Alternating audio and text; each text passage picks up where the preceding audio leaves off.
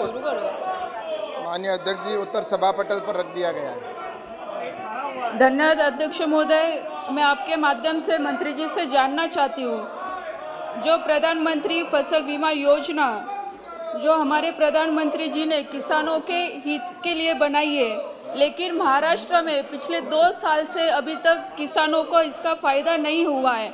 जबकि कई बार हमने महाराष्ट्र सरकार को चिट्ठी लिखने के बाद भी अभी तक महाराष्ट्र के किसान, खास करके हमारे जलगांव और बुल्ढाना जिला में अभी तक कई किसान इस बीमा योजना से वंचित है। तो मैं आपके माध्यम से मंत्री जी से जानना चाहती हूँ कि कब तक किसानों को इसका लाभ मिलेगा, क्योंकि कई बार हमने इसकी शिकायत करने के बाद राज्य सरकार केंद्र की तरफ बताती कि केंद्र की तरफ से हमें पैसा नहीं मिला है, इसकी वजह से हम भुगतान नहीं कर पा रहे हैं। धन्यवाद। माननीय अध्यक्ष महोदय जी, जैसा कि सदस्य जी ने पूछा है क्लेम के विषय को लेकर, और जैसा प्रधानमंत्री माननीय नरेंद्र मोदी जी के नेतृत्व में नई फसल बीमा नीति जब से लागू हुई है, उसके बाद किसानों को क्लेम समय पर मिले, और इस दृष्टि से संज्ञा ध्यान में रखते हुए काम लगातार आगे बढ़ रहा है।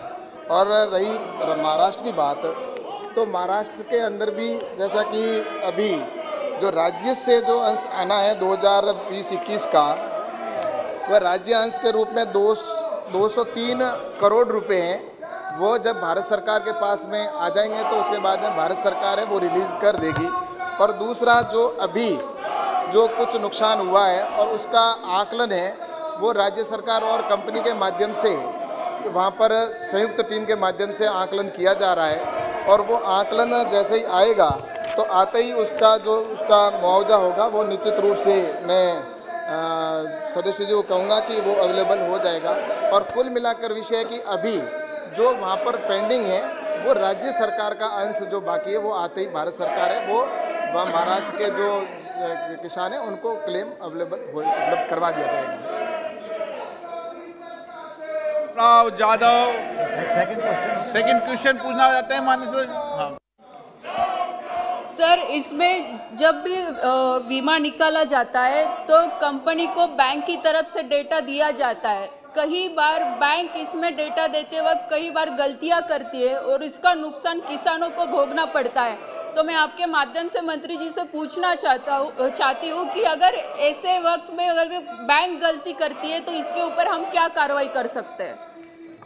माननीय अध्यक्ष महोदय जी, अगर डेटा जो कट ऑफ डेट है उसके बाद में अगर वहाँ की बैंक है वो अगर प्रीमियम सरकार को, कंपनी को जमा करवाती है, तो ऐसी स्थिति के अंदर पूरी लाइबिलिटी है, वो जो क्लेम है उसकी जिम्मेवारी बैंक की होगी। वो पूरा क्लेम है वो बैंक को देना होगा। लेकिन उसके बावजूद भी भारत सरकार कई बार बीच में प्रयास करके और 1-2 दिन की छूट या 5 दिन की छूट करवाती है, जिससे कि ये उनको क्लेम पूरा नहीं देना पड़े। लेकिन उसके बावजूद भी इसमें अगर लेट होता है क्लेम या डेटा की वजह से लेट होता है, तो इसके लिए 12% है वो उनके ऊपर 12% है वो ब्याज के रूप में किसान को चुकाना पड़ेगा।